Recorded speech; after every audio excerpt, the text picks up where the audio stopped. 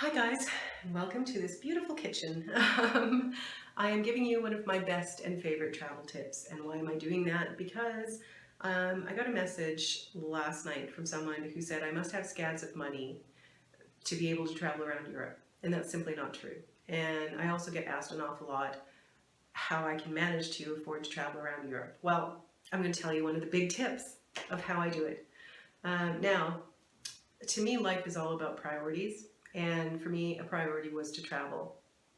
I wanted to see some places and really experience them and live in them for a while and get the feel for them. And a lot of that has to do with my writing, because whenever I write, one of the things that I've kind of become known for is my multisensory writing. So I can describe things, how it looks, how it smells, how it feels, and that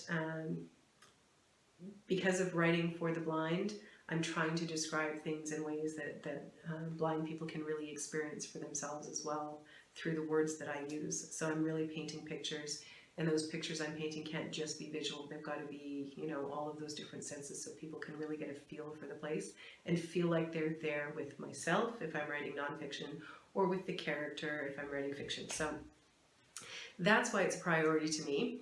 And also, there's something that I say quite frequently to people is, where there's a will, there's a way. I have the will, I'll find the way. And I've done that with travel. So traveling inexpensively is really important to me because it means I can travel.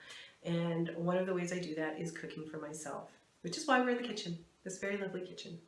Anyway, so another rule that I have whenever it comes to that is it's the 80-20 rule.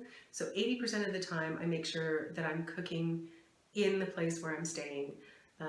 That's really important because it means that I can get groceries relatively cheaply. Here in Poland it's really cheap.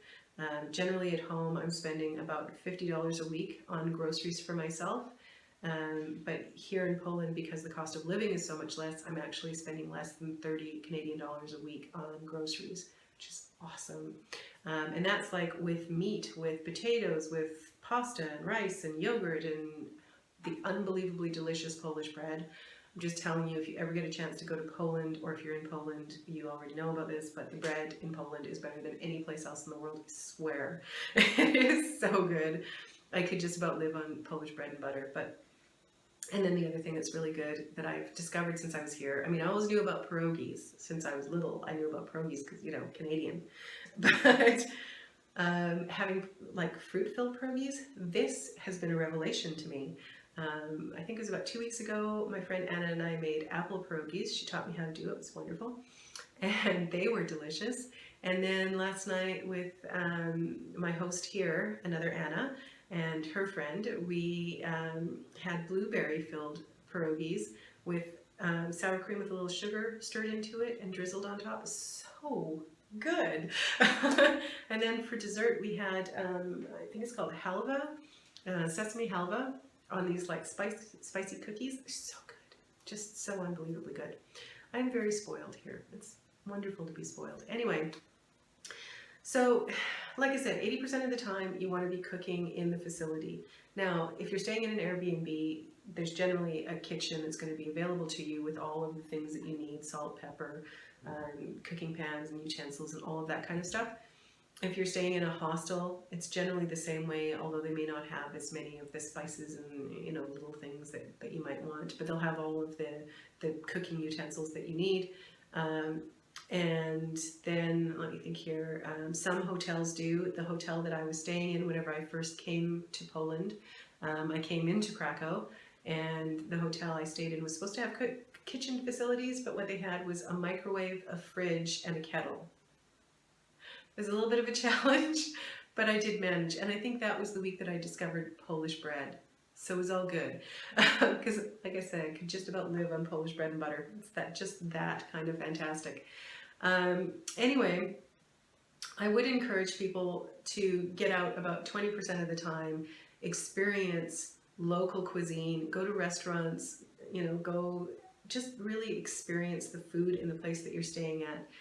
For most people, that's not a challenge. For me, that's, I have to kind of push myself into going and having restaurant food, because I don't mind eating in restaurants, but I'd rather cook at home. So that for me is a challenge. But you can, like, just when you're cooking in the place that you're staying in, depending on how long you're going to be there, just get really simple things. Just get, I eat a lot of, another thing that it's been just fantastic here is Polish and Greek yogurt. Out of this world good. It's not like plain or Greek yogurt back home in Canada. I find it kind of bitter in Canada. Here, it's not sweet, but it's not bitter either. It's just really nice, pleasant, creamy kind of yogurt. And it's filling, and it just kind of helps make everything go down that much nicer. I also have yogurt for breakfast, sometimes some eggs, some buttered bread. Just really simple. For lunch, I might have some vegetables or some fruit with some more bread, or buns or something. Again, it's that Polish bread. I can't get enough of it. When I was in the UK, I'd sometimes have some salad or something as well, because it was summer whenever I was there. And then for dinner, something simple. And another one of the tips that I have for you is to, if you have the opportunity, and you know you're going to be out all day and you want to just come back home afterwards and just grab something to eat, instead of stopping by a restaurant, which, you can do that, you could have that as part of your 20% time, but for example, tomorrow I'm heading out, and so what I'm going to do is, or what I have done is I've cooked a simple pasta dish. So I did some onions, mushroom, garlic, tomato, and red pepper. And just sort of let that all sort of cook down into a sauce with a little bit of water so that it just gets nice and saucy, and then put in some cooked pasta with that, and mix that around so that I have a nice sort of pasta dish for tomorrow night whenever I get in. This place doesn't have a microwave, so I'll just put it in a pan and just warm it up with a little butter, and it'll be perfect. It'll be just exactly what I need after a long day out hitting the streets. Tonight I have pierogies, what they call Ruski pierogies, which is like Russian pierogies. It just has some cottage cheese, potato, and onion in there, and some meat pierogies as well. And I'll have that with a little bit of sour cream too, because, it's really good that way. And some onions, of course. So that's pretty much how you do it. You just stick to simple, cook as much as you can at home, and your home base, if you prefer. And that is how you travel on the cheap. And that's how I have been able to afford to travel Europe. Wherever I can save a few dollars, I will, and that's how I'm saving a few dollars while being able to see these incredibly beautiful countries and incredibly beautiful cultures. So I hope this answers a few questions, and I hope you enjoyed the video.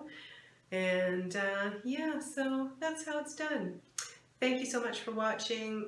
If you like this kind of content, the travel tips are on Tuesdays, and you can hit that subscribe button and the bell to make sure that you don't miss anything. All right, have a great time, guys, and I will talk to you again soon. Thanks. Bye.